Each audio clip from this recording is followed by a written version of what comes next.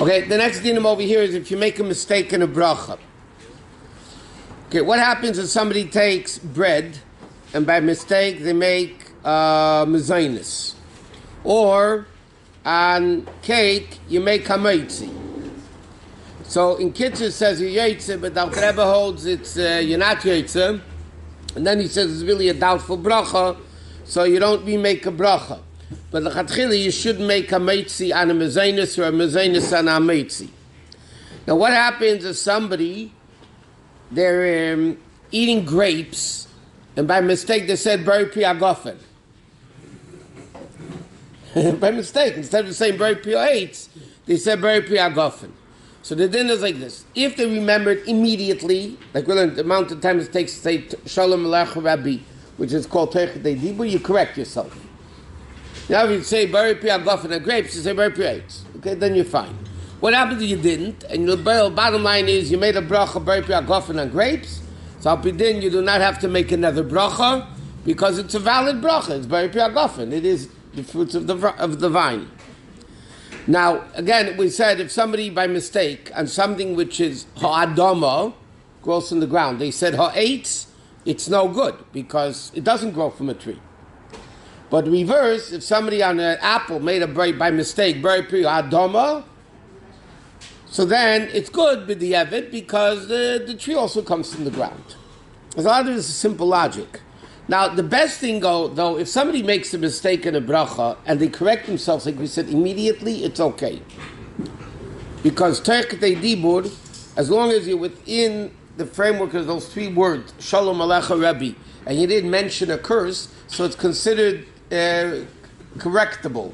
So you can correct it, and then it's not a problem. What if you have two types of lights in front of you?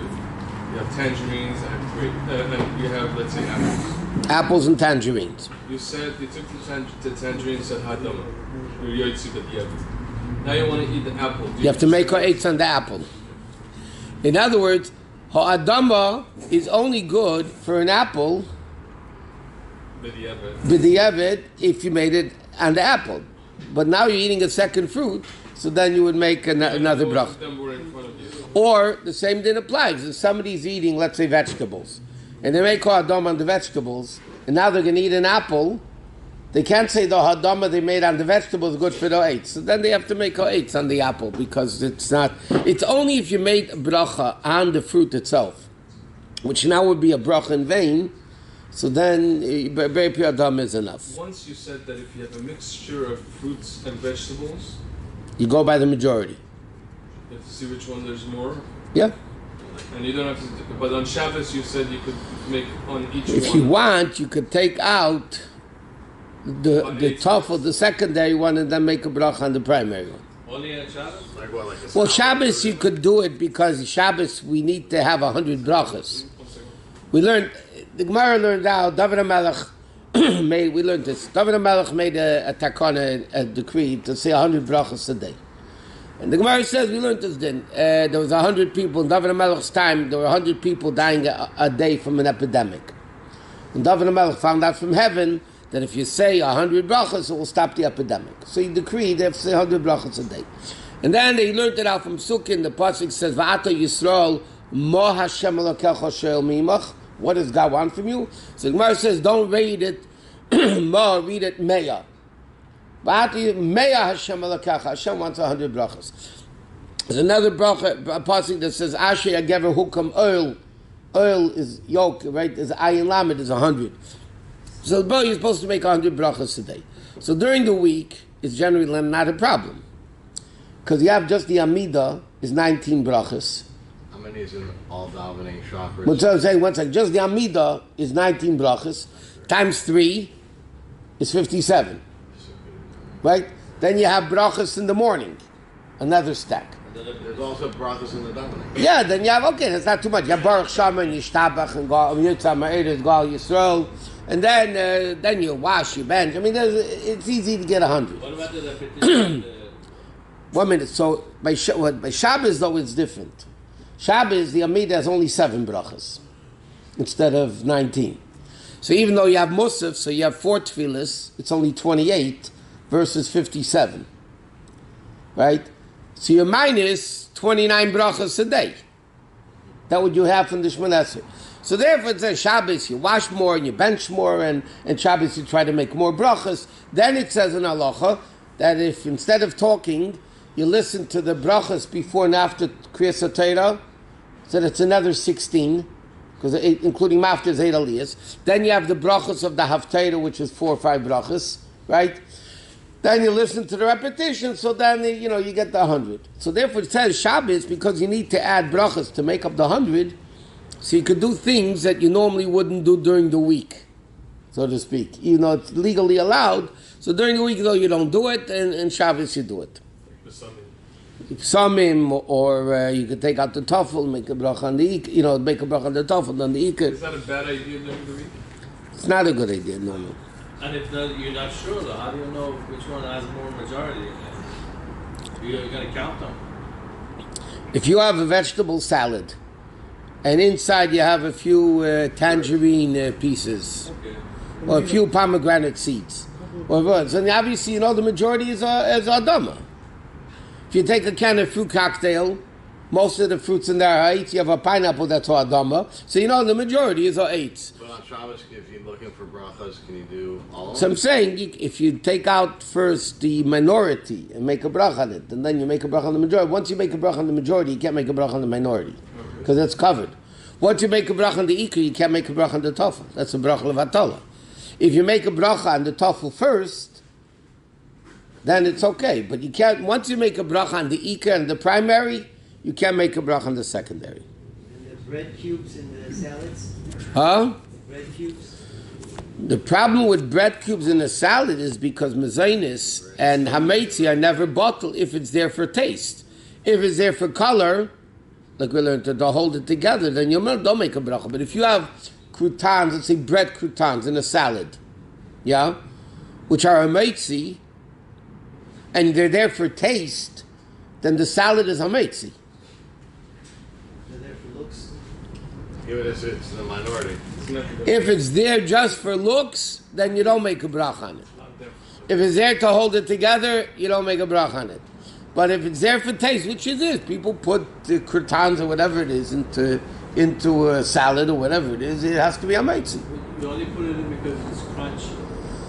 Yeah, but that's still taste. That's not looks. So the majority rule doesn't work then. What? Yeah, There is a fruit, you don't know what it is. Then you make ha'adama.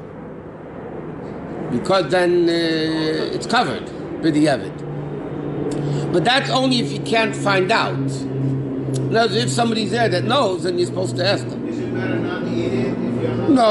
No. Dragon fruit is what? Those are. What What is dragon fruit? Ask Google. I'll tell you right now. If it grows on the tree, it's a eitz. If it grows on the ground, it's a dama. If it's a bush that you cut off every year like bananas, then it's a machlekes. But the halacha is because, that's the case with bananas. Why do you make a bracha adama on bananas? Because there's really two opinions. You make a eitz adama on bananas. Dragon fruit is highest. So it's a eitz.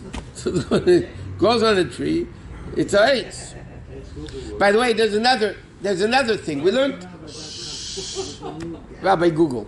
Dr. Google, Rabbi Google. Now, what happens if we learned when you start making a bracha, you're supposed to know what you're making the bracha on. You don't go Baruch Hashem Mokel Mochelim, when you start the bracha, because the main part of the bracha is Hashem's name, Hashem Elokeinu Melech HaOlam. That's the main part of the bracha. So you have to know. So what happens? Somebody started a bracha, and they thought, let's say, it was wine. They thought it was wine. And they said, they're about to make a very piagafen. And then they see it's beer. So then you still make shakol near bidvari, you're okay. Even though at the beginning of the bracha you thought it was going to be a different bracha, but the bottom line is you corrected yourself and you said the right bracha, so then it's okay. That happens a lot of times. People make a bracha on something and they thought it was Adama or Eitz or whatever it is, and then they realize it's not really the bracha for it. Can you say Lamed? So it's not like this. Anytime you make a bracha in vain, anytime you make a bracha in vain, you say Baruch Shem Kvod Malchus Leilavad. Why? Because a bracha in vain is like an insult to God, because you're saying His name in vain, meaning it doesn't mean anything to you. So by saying Baruch Shem Kved, his name is blessed forever and ever, that's like a makeup. Now, if somebody said Baruch Atah Hashem, okay, and then they realized they shouldn't be making the bracha. They made a bracha already, but they forgot, whatever. So then, because you said Baruch Atah Hashem, you say, there's a pasuk in Tillim, Baruch Atah Hashem, Lamdeini Chukecha. So then, instead of saying a bracha, you just say, quoting a pasuk, Baruch Atah Hashem, Lamdeini Chukecha. Even then, now the Rebbe says you should still say Baruch Shem Kved Malchus Olam. What happens if somebody says Baruch Atah Hashem, Elokei? They didn't say Elokei Nu. They said Baruch Atah Hashem Elokei. So then there's a pasuk that says Elokei Yisrael Avinu Me'elam Adelam. So then again, you correct yourself by saying a pasuk that's a real pasuk instead of saying Lamdeini Baruch Atah Hashem. Once you say Elokeinu, it's a bracha in vain. So then you have to say Baruch Shem Kved Malchus Olam. Right. So if you're trying to teach someone the bracha, and so you actually use it. If you're teaching somebody the bracha, it's not called in vain because you're teaching them how to say it properly. So it's Even if you don't eat the food, it's not a bracha So in if vain. you're not teaching him, but you're helping him put on tefillin or say a bracha? That's what I'm saying. Well, that's teaching. That's not teaching. You're teaching them how to make the bracha now. They might not remember it afterwards, but you're still teaching them. Yeah, but so what? Times a week with the same person. Doesn't matter. Should get a transliteration and they let them read it that way.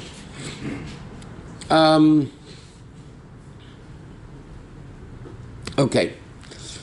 Next, what happens? The dinam of smelling things. What if you hold it in your left hand? Is that okay? I know. The diavad, it's okay. L'chatchili, I've told in your right hand. If you're a left-handed person, l'chatchili, you hold the fruit in your left hand. Yeah, the right hand is busy. It's more convenient to hold it in your left hand. Is that a bad thing? Judaism is not about convenience. Judaism is about doing what's right. It's convenient to stay in bed and not go to minyan. That doesn't make it right. If it's in the left hand, but the diavad, you have to move it to the right hand. Now, we know that we learn out that you have to make a bracha when you eat. How do we know you need to make a bracha when you smell something? Huh? So the answer is, you bring down the pasuk. It says, "Kol haneshama, the halul yudkei, or every neshama will praise you." Right? That's the last pasuk in Tillim. Kol haneshama, the halul yudkei, every neshama. The Medrash says, "Kol haneshama" means I'll call neshima, and every breath. Not only neshama, neshima, and every breath we praise Hashem. So therefore, the Gemara says reach is something that the neshama benefits from. That's why you don't get fat by smelling things. You get fat by eating things, right, Doc? You think so? So you get fat by eating things because that's the good for the body. Soul is what the Gemara says reach davasha neshama nenabai. But nevertheless, you say, Kol HaNeshama Taluyuki, you still need to say a bracha. But there's no after bracha on smell. What? So you have to have the intent on smelling something? Yeah. Or just before something smells, you have to... No, if you're going to something to smell, like summon, or you're going to smell... Like Yaakov's Yom Kippur boxes? Yeah, well, that they have to know if it smells good or not. What's it called? Something. 1 second. So it depends where it grows. If it's a grass... You say izbei psamim. If it grows on a tree, you say atzi psamim. If it's none of the above, then you say very mine psamim. And b'diavad, very mine psamim is like the shahakol of smell. That's why the Ashkenazim b'chlal, usually they don't say izbei atzi. Usually the Ashkenazim just say very mine psamim. Isn't it best to say the proper one? Yeah. The Sfardim are into whether, because they know whether it goes from the ground or from the tree or from the what. Shouldn't you smell it? Make sure it smells good first. Well, if it's something you know that smells good. Some roses don't smell like anything. Some flowers don't smell like Technically, if there's a jasmine bush, let's say, you go over and make smell it, so you have to make a bracha. Some roses that look beautiful, but they don't smell. You go make it bracha. You don't make a bracha on looks. No, but then you Flowers make a bracha. first you Huh? have to smell. If you're going to smell a flower and it's good, and it smells good, There's no smell. that's what I'm saying. you let's say not on Sukkot. That's a shaila. You have an esrig. An esrig, yesh beitam yesh berech. Esrig smells good, yeah.